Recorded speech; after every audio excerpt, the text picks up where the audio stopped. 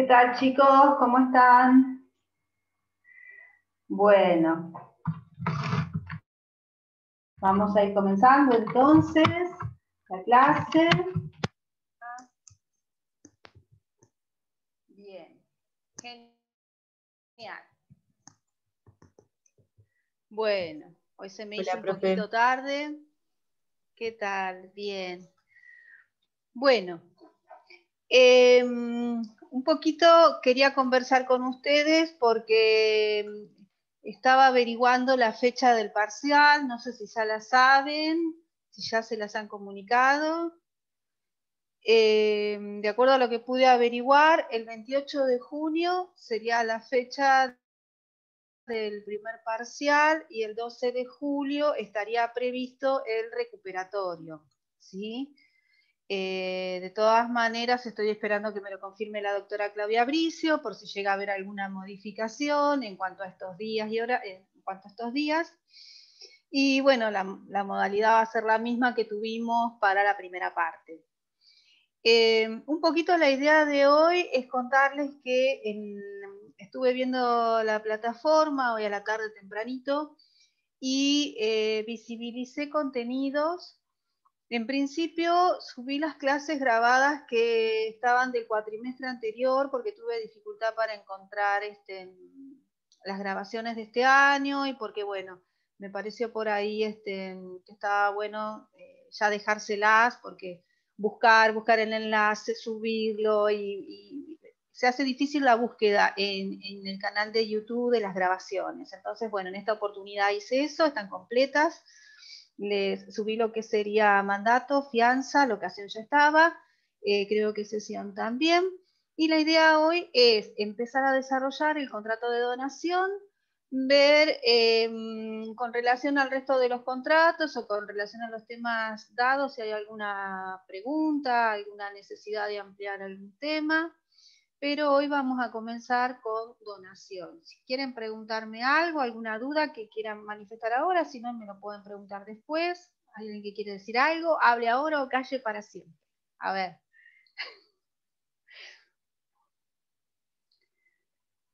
Jazmín, ¿nada? Bien. Me pareció que querías preguntar algo por eso.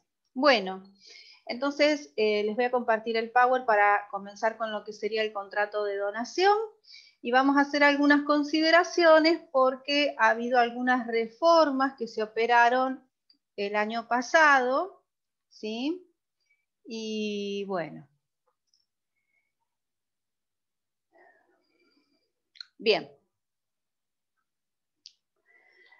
Bueno, en primer lugar vamos a decir esto. Este es un contrato gratuito, ¿bien? Estamos hablando de la donación. La donación que puede consistir de bienes muebles, inmuebles. La característica fundamental es la gratuidad. Y una de las cosas en las que hacemos hincapié en este contrato tiene que ver en, primero, bueno, en algunas cuestiones vinculadas a las garantías de saneamiento, que va a ser importante que esto lo tengan presente, que lo vamos a comentar en el día de hoy. Por el otro lado, la característica de gratuidad, si va a estar siempre presente o hay algunas significaciones, algunas cuestiones que hacen que podamos considerar en cierta medida este contrato como en parte oneroso. Y por el otro lado, todo lo que tiene que ver con las implicancias, las consecuencias de la revocación de la donación, es decir, dejar sin efecto la donación una vez que haya sido aceptada y las consecuencias que eso implica en cuanto a la seguridad jurídica para el eventual caso que se hubiera transmitido el bien a un tercero, ¿sí? Que esto puede pasar. Recuerden como regla de estudio para este contrato, como para todos los otros que tienen en el programa, saber el concepto, saber cuál es la clasificación del contrato, de acuerdo a la clasificación que estudiamos en parte general, las obligaciones entre ambas partes, la extinción, cómo se produce, y algunas vicisitudes, algunas cuestiones propias del contrato en particular que estamos estudiando. Hoy entonces vamos a comenzar con lo que sería el contrato de donación y vamos a ver que la definición del artículo 1542 nos dice, hay donación cuando una parte se obliga a transferir gratuitamente una cosa y la otra acepta. En realidad, esta definición nos está diciendo si obliga, parecería querer reforzar o querer superar aquella clasificación que estaba operante antes del Código Civil y Comercial, es decir, en el Código de Vélez, donde cuando hablábamos de donación lo podíamos considerar como un contrato tal vez real, ¿bien? Acá hablamos de un acuerdo de voluntades en el que una parte se obliga, por lo tanto, a transferir gratuitamente una cosa. Hubiera estado bueno decir a transferir la propiedad de una cosa, haber aclarado que esa transferencia es en realidad el carácter de propiedad y no una manifestación así como tan ambigua. Pero fíjense que el 1542 les está diciendo y la otra acepta. Es decir, para que haya donación, como para que exista cualquier otro contrato, necesitamos, ¿sí? Porque hablábamos del consentimiento, de la voluntad, que la otra parte acepte. Pero acá en la donación lo refuerza esto, ¿no? Y la otra parte acepta. ¿Y esto por qué? Porque ha habido casos en los cuales la persona, bien, que da en donación una cosa, no está presente la manifestación de voluntad de la otra, del beneficiario, del donatario, aceptándola. Por ejemplo, no me voy a olvidar nunca una señora que vino un día a mi estudio y me dice, doctora, yo me puedo quedar tranquila porque le doné la casa a mi hijo, me quieren embargar ahora, pero yo hice una donación hace mucho tiempo, así que no me van a poder trabar el embargo. Bueno, le digo, tráigame, vieron que uno dice, no, si usted donó está bien, bueno, tráigame a ver la escritura de donación, porque la donación se tiene que hacer la donación de inmuebles se tiene que hacer en escritura pública bajo pena de nulidad. No hay donación, la forma es solemne absoluta. No hay donación si no se cumple con la escritura pública en donación de bienes inmuebles. La señora me trae la escritura, la leo detenidamente y en ningún lado, en ningún lugar, aparece la declaración del beneficiario diciendo que acepta la donación. Entonces le pregunto, señora, le digo, su hijo, que era el beneficiario, ¿aceptó la donación? Ah, él me dijo que sí, que no tenía ningún problema. ¿Pero fue a la escribanía? No, él no fue a la escribanía porque él está en España. ¿Pero alguna vez fue a la escribanía? No, para nada. ¿Y mandó alguna documentación? No, nunca nada. Entonces usted fue a la escribanía y dijo que donaba, sí. Y su hijo nunca dijo que aceptaba la donación. No, para nada. Bueno, entonces lo que hizo fue una oferta de donación. Es decir, no está configurada la donación mientras que él no acepte. Ah, pero a mí no me dijeron nada. Bueno, ¿sabe qué pasa? Que si su hijo no fue con usted el día que usted donó y tampoco fue después y manifestó que aceptaba la donación, no está perfeccionada la donación. O sea, no hay una donación en concreto. Entonces, es muy importante, porque podemos tener la forma de la escritura pública, una propuesta de donación, pero si en ningún lugar del texto se desprende que está presente el beneficiario y que acepta esa donación, no hay donación en concreto. Entonces, esto lo remarco como también una buena praxis profesional, no solamente por el tema de aprobar una materia, sino saber que tiene que constar en el cuerpo de la escritura la aceptación del beneficiario. La normativa que se va a aplicar, decimos subsidiariamente, es todo lo que se refiere a los actos jurídicos a título gratuito. Bien, en cuanto a la forma,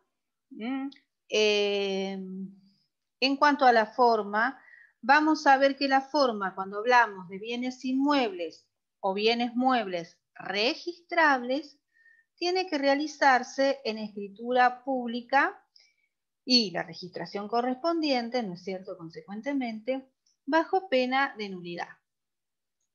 Ahora, si yo lo que voy a donar es un libro a una biblioteca, si yo lo que voy a donar es un juego de living, si yo lo que voy a donar es una suma de dinero, no necesito bien de esta forma solemne absoluta, no está regulado por esta forma solemne absoluta. La tradición, la entrega de la cosa alcanzaría, ¿sí? Desde ya, a los fines de la prueba, yo tendría que acreditar que eso lo tengo porque me lo donaron. Yo no podría andar por el mundo, por así decirlo, con la cartera de una alumna diciendo, la alumna me donó la cartera. Sí, pero hizo una denuncia de que usted se la robó. Entonces, si yo quiero acreditar que efectivamente ha habido una donación, por lo menos o algo escrito, o testigos, o cómo probar, porque se podría llegar a presentar algún conflicto y ahí, bueno, hay algunos principios que andan dando vuelta, pero tampoco es cuestión de que realizando un acto ilícito una persona alegue que eso le fue donado cuando no le fue donado. O sea, toda una cuestión de prueba en ese sentido. La aceptación se va a tener que realizar en el caso de que hablemos de esto que estábamos comentando hoy, de una escritura pública, se va a tener que realizar, por lo tanto, en escritura pública y se tiene que manifestar esa aceptación en vida del donante y del donatario, es decir, no podría ser luego de fallecidos alguno de los dos. En cuanto a la capacidad, bien, que es la aptitud para ser donantes, se requiere plena capacidad para disponer, ¿sí? Acá hablamos de actos de disposición. Si hablamos de acto de disposición, estamos queriendo decir que es quitar del patrimonio ese bien y no hacerlo producir ganancia, no hacerle producir frutos, sino sacar del patrimonio ese bien. Con una salvedad, reconocer que aquellas personas que se encontrarán emancipadas no van a poder hacer aceptación ni poder hacer donación de aquellos bienes que han recibido a título gratuito, ni aún con autorización judicial. Es decir, van a requerir llegar a la mayoría de edad. Recordemos que hoy la emancipación que se encuentra vigente conforme al nuevo Código Civil y Comercial es aquella que se obtiene como consecuencia del matrimonio. Entonces, personas menores de edad que hubieran contraído matrimonio. Yo quisiera saber, hablando de todo esto, ¿no? ¿Cuántos emancipados por matrimonio tenemos hoy? Porque estaría bueno hacer una estadística, digo, porque no hay muchas personas que se casen o que quieren concretamente formalizar, ¿no? Entonces, en otra época tal vez sí, porque la única manera de considerar una convivencia era como consecuencia de un matrimonio. Pero hoy la emancipación por matrimonio me parece un poco desdibujada de nuestra realidad. Parece que me están obligando a casarme para que de esa manera yo me pueda emancipar, ¿no? Con todas las críticas que merece el caso. Después, con relación a la persona que va a aceptar la donación, decimos que en principio debe ser una persona capaz de hecho, capaz de ejercicio, y si no se encontrara en esta situación, lo tenemos que salvar, y la manera de salvarlo va a ser que su representante acepte, ¿sí? ¿Cómo vamos a privar a una persona que encima tiene es incapaz de hecho de poder beneficiarse con una donación. Entonces, su representante debería aceptar. Ahora, en aquellos casos en donde la donación es con cargo, y acá cuando hablamos de una donación con cargo, quiere decir el cargo, ¿qué sería? El cargo sería una obligación accesoria, ¿bien? Que se establece como condición para esa donación. Por ejemplo, yo te dono la casa de Bariloche con el cargo que todos los años pueda disfrutar 15 días en la temporada alta invernal, o 15 días en la temporada invernal y 15 días en verano. Esa necesidad de establecer una obligación accesoria, que es el disfrute en ese periodo, tiene un costo, ¿no? Y en la medida de ese costo, se dice que sería en cierta forma una donación de carácter onerosa. ¿Bien? En cambio, todo lo que excede al valor de esa obligación accesoria, se dice que sería una donación gratuita. Entonces, en una porción sería onerosa en la medida en que equivale al cargo, y todo lo que excede sería gratuita. Entonces, en ese tipo de donaciones, cuando hay un cargo, que es una obligación accesoria, sí vamos a necesitar una autorización judicial si estamos hablando de una persona que carece de capacidad de hecho, es decir, no alcanzaría con su representante, sino que vamos a necesitar una autorización judicial. Después tenemos la incapacidad de derecho establecida con relación a los tutores y curadores. ¿Qué quiere decir esto? Que no pueden recibir ellos donaciones, es decir, que no podrían ser beneficiarios de donaciones de las personas que están administrando sus bienes. Es decir, yo soy la curadora de una persona con demencia, no podría recibir una donación de esta persona con demencia hacia mi persona. En todo caso, tendría que haber rendido cuentas yo dentro de mi rol, haber sido aprobadas esas cuentas, haber pagado las sumas adeudadas. Entonces, esas personas, el principio general es que no podrían ser beneficiarias. Y esta sería como un tipo de incapacidad de derecho.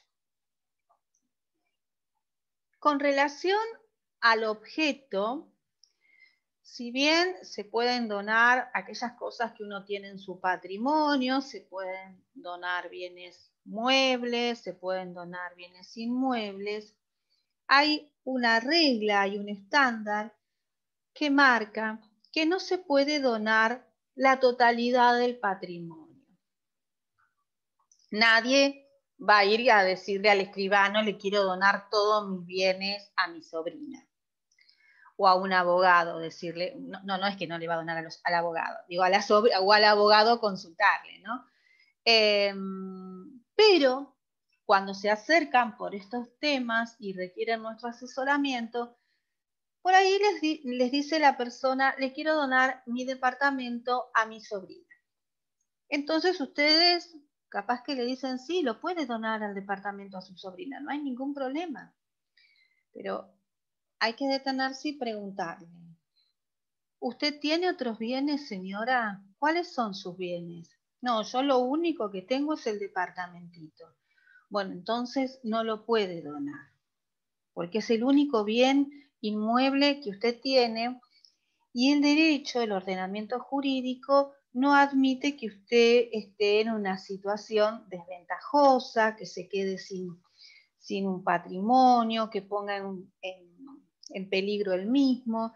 Entonces, si ese es el único departamentito que usted tiene, no lo puede donar. Lo que puede hacer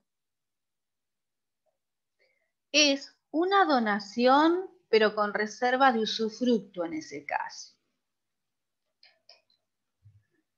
¿Qué significa esto de donación con reserva de usufructo?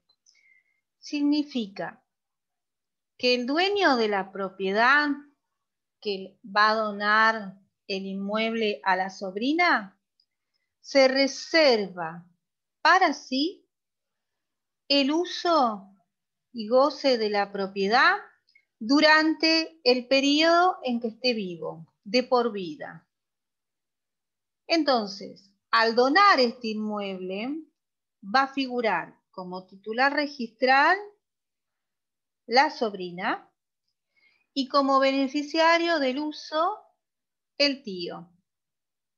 El día que el tío muera o la tía muera, se va a consolidar en la sobrina la titularidad y el uso de la propiedad. De esta manera se produce lo que muchos quieren evitar, que sería tener que hacer una sucesión por ese único bien. Y más cuando no es un heredero forzoso, ¿sí? Porque no tiene hijos, no tiene, o sea, no está violando la legítima, sino que no tiene hijos y quiere, bueno. Entonces, esa sería una posibilidad. En cuanto a la forma, recordamos que es la escritura pública bajo pena de nulidad. Con relación a las donaciones que realiza el Estado, se van a aplicar en este caso las disposiciones de derecho administrativo y la donación manual, dijimos como hoy, que no es necesario en ese supuesto realizar la escritura pública, basta con la entrega de la cosa. ¿Cuáles serían los efectos? ¿Sí? Las obligaciones que se desprenden de este contrato. Bueno, en primer lugar, el donante, que es la persona que entrega la cosa gratuitamente, tiene que cumplir con esta obligación de entrega. Si no cumple con la obligación de entrega, se lo puede demandar. Bien, yo ya tengo la escritura y voy a poder entablar una acción reivindicatoria. Es para recuperar, para tener esa cosa en mi poder que fue objeto de la donación. Entonces, la primera obligación es la de entregar. La segunda obligación que podríamos pensar es qué ocurre con la garantía por evicción. Recordemos que la garantía de evicción deja presente la necesidad de que el que me transmite está legitimado, es decir, es el dueño, es el titular de ese derecho para poder transmitirlo. Y si así no fuera, tiene que responder. En esta garantía por evicción, en la donación, va a funcionar como un elemento accidental, es decir, que solamente se va a responder por garantía de evicción en la medida en que así se haya acordado. Esto parece un poquito al refrán que dice al caballo regalado no se le miran los dientes. Bueno, entonces, si a mí me están dando algo y me lo dan gratuitamente, en principio no habría una garantía de evicción, salvo que lo haya reforzado este acuerdo, cuando se donó lo haya garantizado, o que la persona que hizo la donación lo hizo de mala fe, con intención de perjudicar al beneficiario, al donatario. Toda una cuestión de prueba, acreditar bien que ha habido mala fe por parte del donante. Sí va a responder también cuando la evicción es causada por el donante, es decir, que el donante es el que produce esa molestia, esa turbación en el derecho transmitido.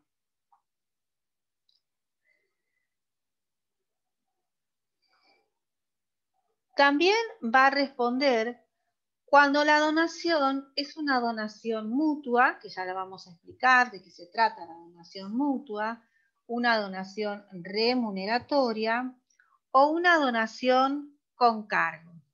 ¿Por qué se responde en este caso? Porque en la medida en que es considerada donación onerosa, se va a responder. Y recordemos que lo oneroso es en la medida en que conforma la donación al valor del cargo, al valor de la remuneración, al valor de la otra donación, pero que en lo que excede a ese valor recién sería gratuito. Con relación a los vicios redivitorios, a los defectos que tenga la cosa que me están donando, solamente se va a responder si hubo dolo, es decir, si hubo intención. Y también hay una manera en la que se va a responder que les puede generar cierta duda o difícil interpretación, que tiene que ver que se puede subrogar bien el donatario en los derechos del donante y reclamar de quien obtuvo la cosa los vicios redivitorios. Por ejemplo, imaginemos que yo compro una computadora para donar en la facultad y al cabo de unas semanas la computadora presenta problemas. A mí no me van a venir a reclamar, mirá, ¿qué me donaste? Esta computadora no funciona, dame una computadora que funcione correctamente. No, a mí me van a decir, estamos teniendo este problema. ¿Tendrás el comprobante de compra para que podamos hacer las gestiones ante el proveedor y reclamarle? Entonces, yo al darle los elementos, la facultad, el donatario, se va a subrogar en mis derechos y va a exigirle al vendedor esta garantía por vicios redivitorios. Entonces, esa garantía funcionaría en la medida en que el donatario, el beneficiario, se subroga en los derechos del donante y en el lugar de él reclama de quien obtuvo la cosa.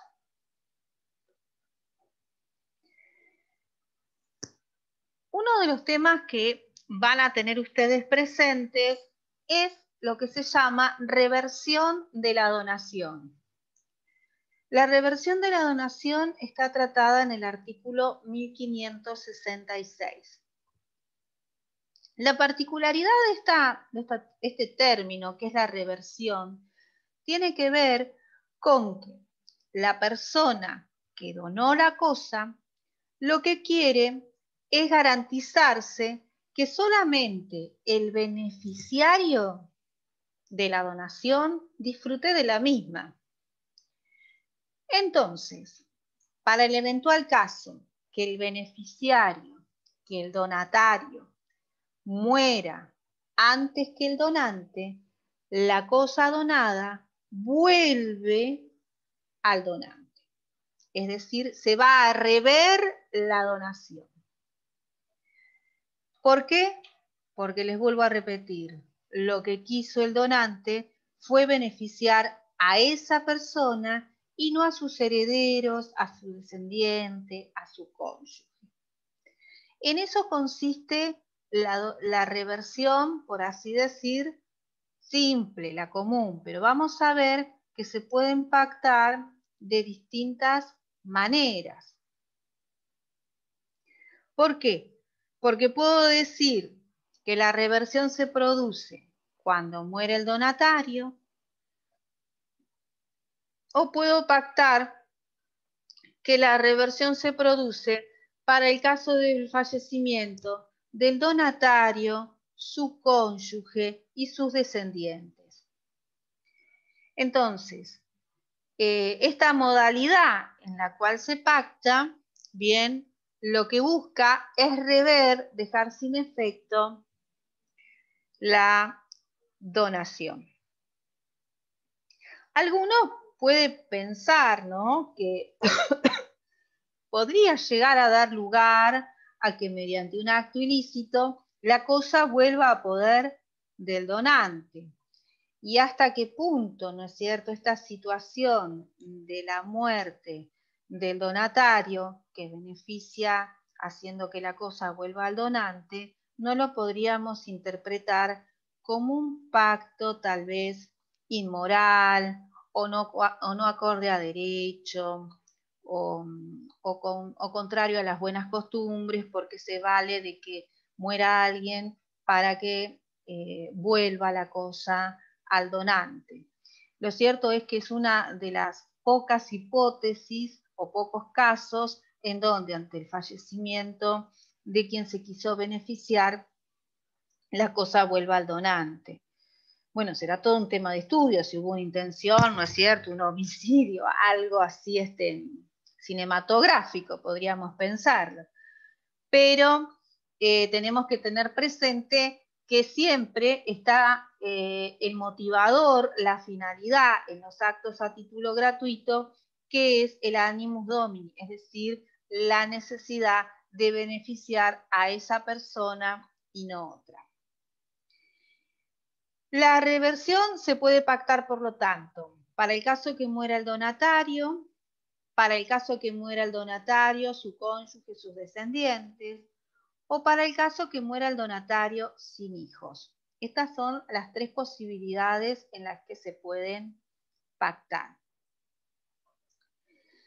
En el caso de la muerte del donatario sin hijos, si luego tiene hijos, quedaría sin efecto esta reversión. Es decir, el hecho de que se diga para la muerte del donatario sin hijos, se entiende que para el eventual caso que tuviera hijos, tendrían que morir los hijos para que se produzca el efecto, porque lo que se tuvo en cuenta en ese caso era que no tenía hijos. Si los hubiera tenido, quedaría sin efecto. Otro tema para una novela, ¿ven? Hace una inseminación artificial después de un montón de años y ahora, ¿no? No se produce la reversión de la donación. Hoy estoy muy literaria. Bien. Ahora. Entonces no se podría enajenar, ¿no? A eso iba, a ese tema iba. ¿Quién es Sabrina? Estás muy atenta, muy bien. A eso iba. Imagínense que tenemos estos bienes que se dieron ahora. Yo les voy a hacer una aclaración. Por las dudas, por si fui muy rápido, hoy es viernes a esta hora, con el frío, bueno.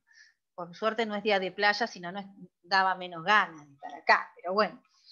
Pero esto tiene que estar pactado como una cláusula especial, si no, no procede la reversión. No es que la reversión está siempre, está solamente si así lo hemos decidido. Y para que esté, tiene que constar en el cuerpo de la escritura y cuando se registra la propiedad, tiene que figurar que se hizo una donación con cláusula de reversión, porque ya estoy avisando, ya estoy haciendo pública esa situación. Si yo no la pacto y si yo no inscribo esta cláusula de reversión, no hay cláusula de reversión. Ahora, suponiendo que exista, como estábamos acá pensando con Sabrina, y que la persona quiere vender, la pregunta del millón es esta: ¿quién le va a querer comprar a un donatario, a un beneficiario, un bien que para el caso que él se muera, todo vuelve hacia atrás? Porque sí, queda sin efecto, es público, está en la escritura pública y hace fe y todos lo tienen que conocer. Entonces, la única manera en ese caso de poder enajenarlo sería que se renuncie a este beneficio de la reversión. Es decir, que el donante, porque se estableció en su beneficio, renuncie a la cláusula de reversión. Entonces sí, vamos a poder transmitir, escriturar, todo lo más bien. ¿Y qué otro caso puede haber ocurrido que no tenga que ver con que venga a firmar? A ver si alguno se imagina.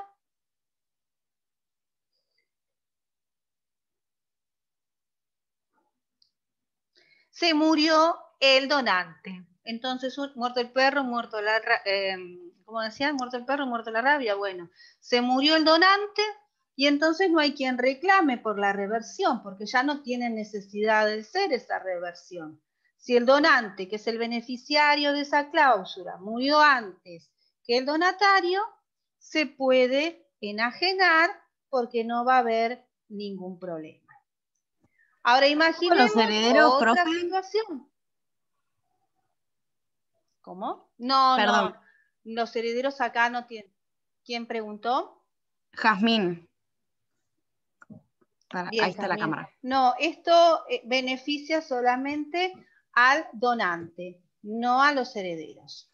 Bárbaro. ¿Sí? Ahora imaginémonos que necesita gravar, es decir, hipotecar ese bien. Bueno, va a necesitar la conformidad del donante y entonces es como que estaría aceptando el hacerse cargo para el eventual caso que la cosa volviera a su patrimonio. Es decir, va a necesitar la conformidad del donante. ¿Sí? Bien, después tenemos revocación. Espérenme en un chiquitín que ya sigo.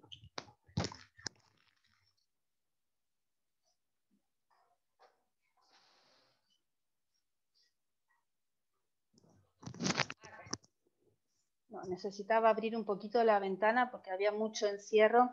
No me voy a asfixiar. Bueno. Revocación.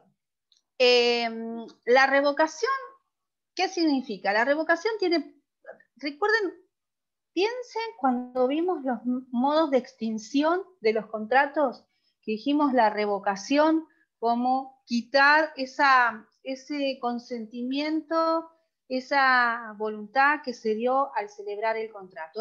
Y es unilateral, ¿se acuerdan? Que era retirar ese acompañamiento, esa predisposición a celebrar el contrato. Bueno, el caso más típico y más común que puede presentarse es en la donación.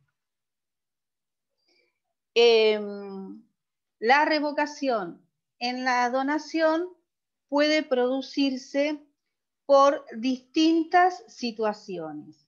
En la revocación común, en la revocación de la donación común, de la donación clásica, donde una persona dona un bien, dona un mueble registral, pero no establece ningún cargo, es una donación simple.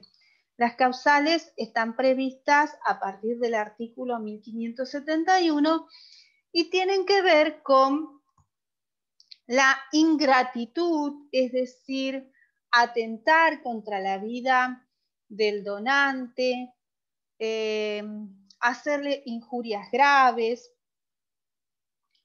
privar de bienes, rehusar a brindarle alimentos cuando esté en una situación de extrema necesidad. Ahora, si ustedes se detienen, ahora voy a descansar un ratito y voy a pedir que alguno lea el artículo 1571, quien tenga el código a mano. Yo lo leo, profe. Dale, vamos así. 1571. Sí. Ingratitud. Las donaciones pueden ser revocadas por ingratitud del donatario en los siguientes casos. A. Si el donatario atenta contra la vida o la persona del donante, su cónyuge o conviviente, sus ascendientes o descendientes. B. Si injuria gravemente a las mismas personas o las afecta en su honor.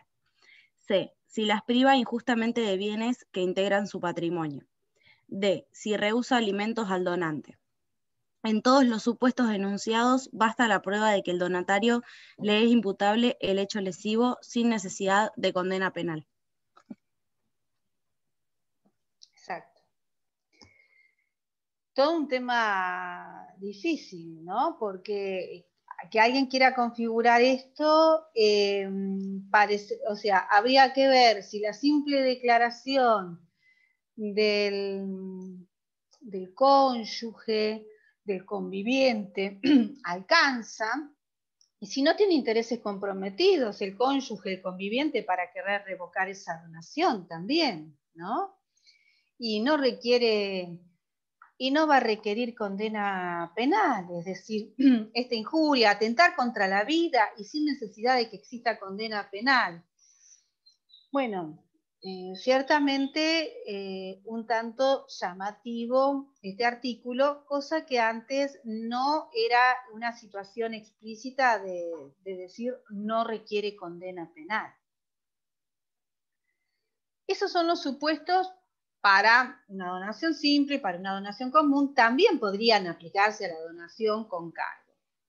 Ahora, después tenemos la revocación puntual por el incumplimiento de los cargos. Es decir, si yo establezco, como habíamos dicho hoy, que el cargo va a consistir en darme a mí una estadía en la temporada invernal de 15 días en Bariloche, y ese cargo no se cumple, yo podría solicitar la revocación de la donación, dejarla sin efecto. Ahora, el problema que se presenta acá tiene que ver con las consecuencias de la revocación. ¿Por qué? Es decir, ¿a quiénes va a afectar esta revocación? Y estaría, bueno, anteriormente a la reforma que se produjo en el Código Civil de Vélez, con la nueva incorporación del Código Civil y Comercial y todo su articulado, y después con el nuevo Código Civil y Comercial, y ahora con la reforma nueva que yo les comentaba que se realizó, en cierta medida se podía ir contra adquirentes a título oneroso y de buena fe por incumplimiento de los deberes derivados de la donación, ya sea los deberes de gratitud, 1571, o el incumplimiento de los cargos, 1570. Es decir, que terceros adquirentes de buena fe podían verse perjudicados como consecuencia de la revocación de la donación. Y esto acarreaba también cierta inseguridad jurídica con relación a los bienes que se realizaban escrituras, bien o ventas u operaciones que habían tenido como antecedente una donación, porque en la medida en que el donante estuviera vivo, estaría la posibilidad de que se quisiera revocar. Lo que se alegaba con relación al tema de los cargos y lo que se manifiesta es que se podía repeler bien esa acción por querer revocar, ofreciendo cumplir los cargos quien hubiera adquirido en todo caso el bien. La otra, el otro supuesto era que se cotizaba, se establecía un valor con relación a esos cargos y se demandaba por daños, por perjuicios al donatario, bien ante el incumplimiento de estos cargos. Ya vamos a ver, ¿no es cierto?, las modificaciones, porque les tengo que explicar ahora los distintos tipos de donaciones para a partir de ahí poder conversar y ampliar un poquito más este tema. ¿Quiénes pueden intentar la acción de revocación por ingratitud? Solo la puede reclamar el donante, salvo que él iniciara la revocación en vida y que luego muriera. Entonces, en ese caso, la pueden continuar los herederos.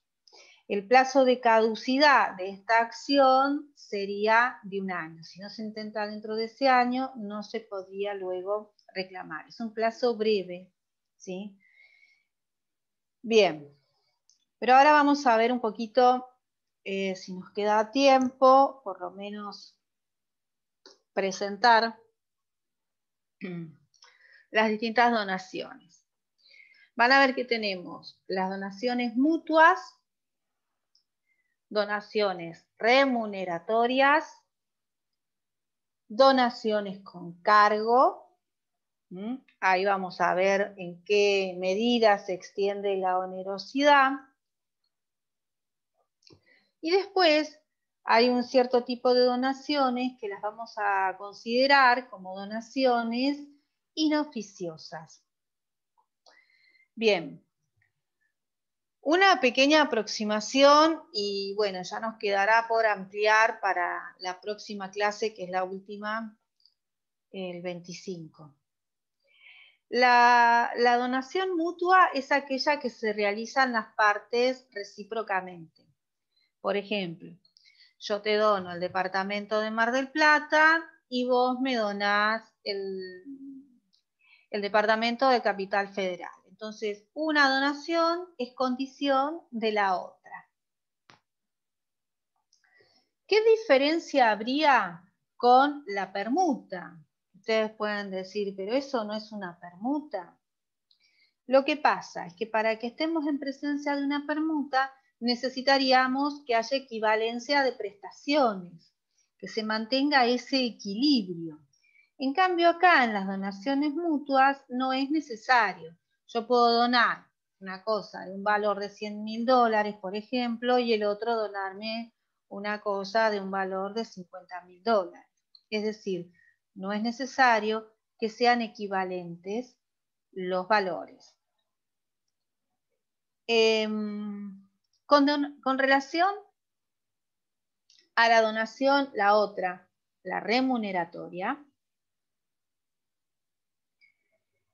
es aquella que se realiza como consecuencia de un trabajo que se prestó y que da derecho a cobrar honorarios. Que lo que busca puntualmente es cancelar ese importe, podría ser, ese costo, ese trabajo. Y que impide, una vez que se hace esta donación, poder reclamar, ¿no es cierto?, el cumplimiento del pago de los honorarios. Por ejemplo, imaginemos que a mí una amiga me dice, mira, necesito que hagas la sucesión porque falleció mi tía. Bueno, yo le hago la sucesión, pero como es una amiga, le digo, no te voy a cobrar. Ahí parecería que quien está donando, quien es la abogada, dona sus honorarios, parecería, ¿no? No, o te voy a cobrar un poco, bueno, voy a cobrar lo mínimo, no sé, bueno. Resulta que le regulan honorarios y le dice la amiga, mira, como vos nos hiciste las cosas tan bien y nosotros en este momento no carecemos de dinero y demás, queremos cancelar los honorarios donándote el vehículo que tenía mi tía, que es un vehículo viejo, pero bueno, en cierta medida tiene un valor, pero no, me digo, no es necesario. Sí, bueno, entonces se efectúa esa donación y se deja constancia que esa donación se hace con carácter remuneratoria por los honorarios, por los trabajos efectuados en la donación tal, en la sucesión tal. Entonces, ¿qué efecto va a producir? Que a quien se le adeudaban esos honorarios no va a poder ejecutar, va a tener efecto cancelatorio.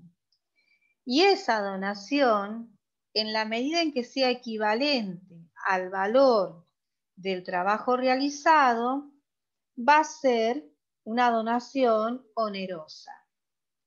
Ahora, si el vehículo es de mayor valor a los trabajos que se han realizado, todo lo que exceda en ese valor, todo lo que sea además del valor que estoy recibiendo, va a tener el carácter gratuito. Y se tiene que dejar escrito en el instrumento en el que se formaliza que el carácter de remuneratorio de la donación, si no, no es remuneratorio. ¿Está? Entonces, la donación remuneratoria tiene un objetivo, que es cancelar honorarios por un servicio prestado. La donación remuneratoria, el bien que se da puede ser equivalente al servicio prestado o puede ser mayor o incluso puede ser menor, en la medida en que sea congruente al servicio prestado va a ser onerosa y en la medida en que exceda la donación va a ser gratuita. Después tenemos la donación con cargo, que ya habíamos hablado, que se establece una obligación accesoria, y el incumplimiento de esta obligación accesoria da lugar a solicitar la revocación de la misma. Acá también el tema de la onerosidad, por eso decimos que es mixta, en un porcentaje es onerosa, en la medida en que compensa el cargo, y en lo que excede es gratuita. ¿Por qué marcar esto de cuánto es onerosa y cuánto es gratuita? Principalmente por el efecto que produce con relación a la garantía de evicción y vicios redivitorios, cómo funcionaría o cómo operaría. Y por último, les doy una breve explicación de esta donación inoficiosa, y ya la clase próxima terminaremos este tema. La donación inoficiosa tiene lugar cuando los bienes que se donan exceden la porción de la legítima que le corresponden a los herederos forzosos. El tema con esta donación, con la donación inoficiosa, es determinar, y yo se los dejo como interrogantes para si van ahora a estudiar este tema o el fin de semana, y agarran el código, el libro de borda o algún otro texto, les dejaría como inquietud en qué momento se determina si la donación fue inoficiosa o no. Si se determina en el momento en el que se realiza la donación o en el momento en el que muere la persona. Una vez que yo ya hice la donación y pasaron un montón de años, cuando muere la persona, se analiza si esa donación era inoficiosa o no, pero en consideración al patrimonio que tenía cuando la hizo o al patrimonio que tiene ahora cuando muere. ¿Y qué consecuencias tiene la donación inoficiosa? Porque si la donación es inoficiosa, se va a poder impugnar esa donación por violar la legítima y solicitar que quede sin efecto. Por eso el tema, ¿no? Que cuando vienen a consultarnos muchas veces plantean los familiares o plantea el donante, yo en vida puedo hacer lo que quiero, después que muera, bueno, verán ellos lo que reclaman, si es que creen que tienen derecho a reclamar porque done más de lo que correspondía. A un hijo le dona un departamento y al otro no le dona nada. Entonces, ¿es una donación inoficiosa en consideración al patrimonio que tenía cuando hizo la donación, en consideración al patrimonio que tiene al momento del fallecimiento? ¿Y qué consecuencias tiene eso de que sea una donación inoficiosa? ¿Queda sin efecto? ¿Cuándo va a quedar sin efecto? Cuando muere. Entonces, sobre ese tema ha habido mucho que se ha escrito, claros y oscuros, que bueno, se los dejo como interrogante y la semana próxima vamos a retomar ese tema y vamos a retomar el tema de los efectos de la revocación con la nueva modificación en el Código Civil y Comercial que operó el año pasado. No sé si hay alguna duda, alguna pregunta con esto que vimos hoy, o más o menos creo que fui clara, pero tal vez haya alguna cuestión que me quieran preguntar.